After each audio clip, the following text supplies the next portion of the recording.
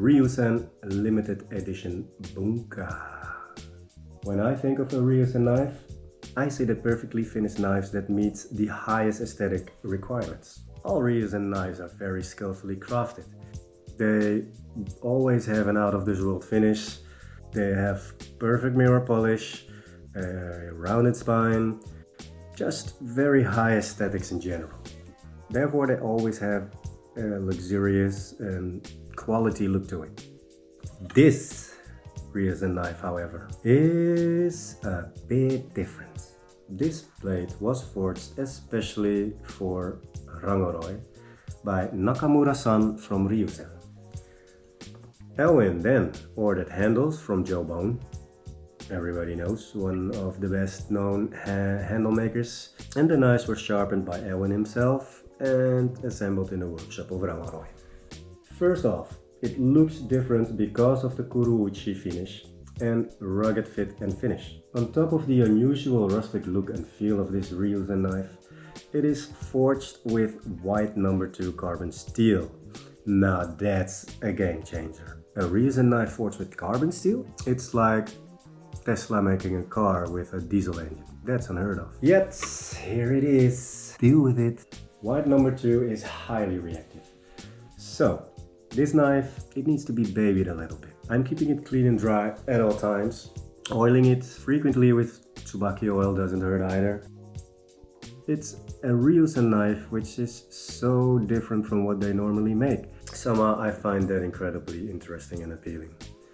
The spine is not rounded and doesn't have a perfect distal taper to the tip. It's not completely symmetrical either. These specifications make the knife look and feel really rustic. Nothing like a common Ryusen knife at all actually. It has a bit of a Damascus cladding near the edge, which counterbalances the rustic look a bit, and not often do you see a kuruuchi finish and Damascus cladding on the same blade. I actually have a Gyuto by Takumi Ikeda with kuruuchi and Damascus cladding. That's about it in my personal experience. There are probably a lot out there, but I just don't see this a lot. I think it's really cool to have a Ryusen knife that is so different from what they normally make. Its small size is perfect for my small home kitchen and smaller cutting boards.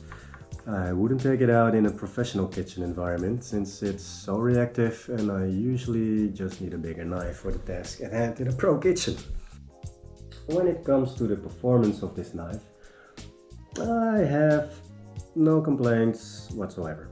The white number 2 blade was sharpened to perfection by Elwin. It came screamingly sharp out of the box. I used it for a week exclusively immediately after purchasing the knife, and I was cutting anything I was using for home cooking that week. Raw fish, veggies, silky tofu, some herbs and so many other produce.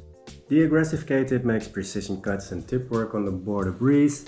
The blade is quite thin behind the edge and it has a convex grind which makes it glide easily through anything and gives the food release. There are only 6 of these knives and they're all one of a kind.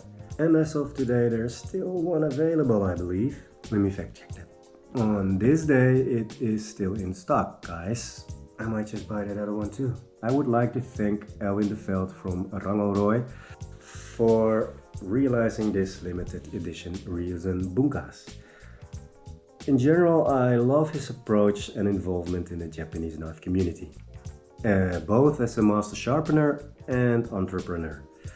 He has, in my humble opinion, one of the most beautiful knife stores in the world.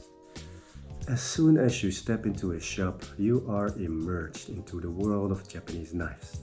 You can feel the passion, the love and appreciation for Japanese knives and their makers. If you are a Japanese knife nut and somehow find yourself in the neighborhood of Den Haag in the Netherlands, it's a must visit. You'll love the shop and meeting Elwin and his team. He's a humble and friendly guy with a lot of knowledge and insights of the Japanese knife world. Before you do visit the Rangoroi shop in Den Haag, I must warn you, it's impossible to leave that shop without buying a new knife. What can you do? It's like walking into a titty bar with an erection and hundreds of strippers just fighting over who is going to give you a lap dance first, you are getting a happy end.